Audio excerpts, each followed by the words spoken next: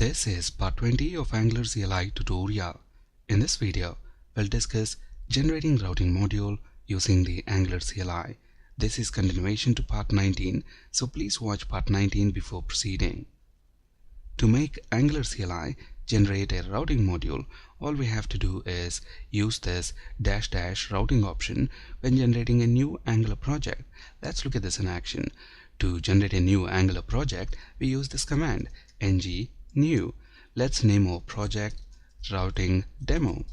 Along with generating this new Angular project, we also want the Angular CLI to generate a separate routing module, so we are using this -- routing option. There we go. The project is successfully generated.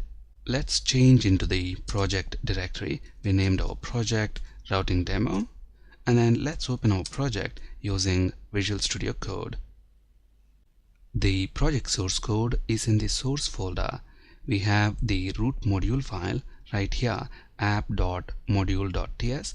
In addition to this root module file, we have another module file right here, app-routing.module.ts. This is the routing module generated by Angular CLI. Notice it has included the required import statement to import routes and router module from the Angular router library. And it also has created the routes constant for us. It left the routes blank because Angular CLI does not know what routes we want for our application.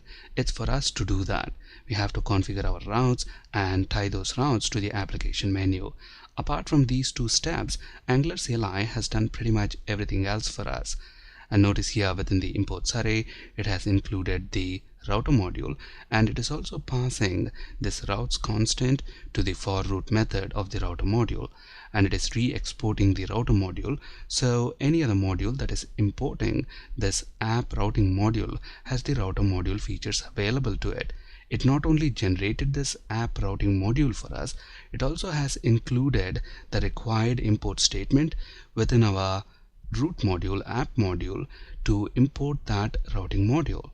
And notice here it has made that app routing module part of the imports array.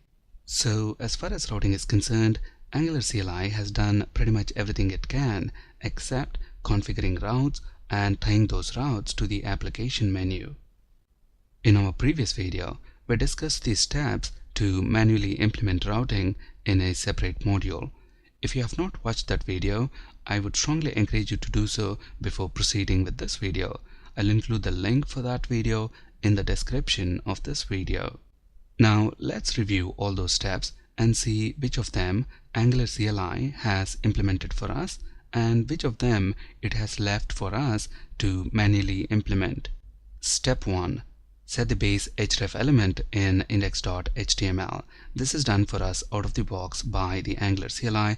So if we look at our routing demo project within index.html, we have the base href element already set. Step 2. Create a separate routing module file. This is again done by the Angular CLI for us automatically out of the box. So here is that separate routing module file. Angular CLI named it app-routing.module.ts. Here is the name of our class, app routing module. Step 3. Import the Angular router module in the app routing module. Again, this is implemented by the Angular CLI for us. So if we look at our app routing module, notice it has included the required import statement to import the router module, and it also has made it part of the imports array. Step 4. Configure the application routes. This is something that Angular CLI is not able to implement for us because Angular CLI does not know what routes we want within our application. Before we can configure our routes, we need to create these three components: home component, employee component, and page not found component. So let's go ahead and create these three components. So let's switch to the command prompt, and then let's use this command to generate the component. ng for Angular CLI itself, g for generate, c for component, and the name of the component that we want to generate is home. There we go. The home component is generated. Now let's generate employees component. Finally, let's generate page not found component.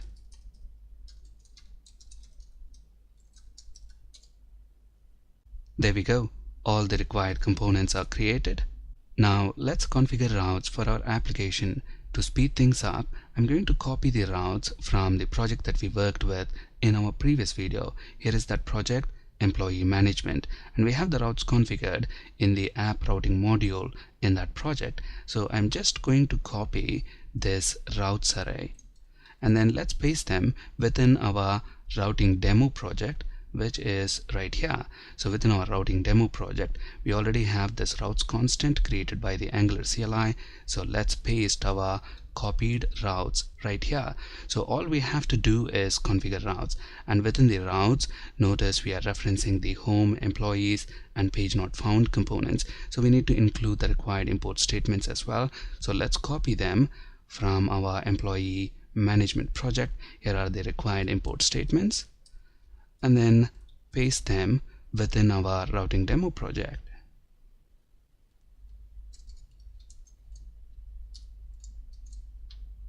Step 5. Import the application routing module, app routing module in the root module, app module. This step is already implemented for us by the Angular CLI. So if we look at the root module, app module, notice it already has the required import statement to import app routing module, and it also has made it part of the imports array. Step 6. Specify where you want the routed components view templates to be displayed using the router outlet directive. This step is also implemented for us by the Angular CLI. So if we look at our root component, app component, notice within the app component HTML file, we already have the router outlet directive. This is where the routed components view templates will be displayed. Step 7. Create a navigation menu and tie the configured routes with the menu using the router link directive. This is something Angular CLI is not able to implement for us. We'll have to implement ourselves. So to speed things up, I'm going to copy the menu HTML from the project that we worked with in our previous video. So within that employee management project, within the root component template file, we have the required HTML. So I'm going to copy this HTML and paste it within the root component within our routing demo project. So I'm going to replace all this HTML, including the router outlet directive, with this HTML. So here we are using the Bootstrap nav component to create the navigation menu. So obviously to style this navigation menu, we will have to install Bootstrap. So let's fire up integrated terminal within Visual Studio Code and then execute this command, npm install bootstrap -- save. There we go. Bootstrap is successfully installed. Now we need to reference Bootstrap CSS file within the Angular CLI configuration file. The Angular CLI configuration file is right here, angular-cli.json. So within this file, we have this styles property. So we need to reference the Bootstrap CSS file right here. So let's save all these changes and then build and run our Angular project.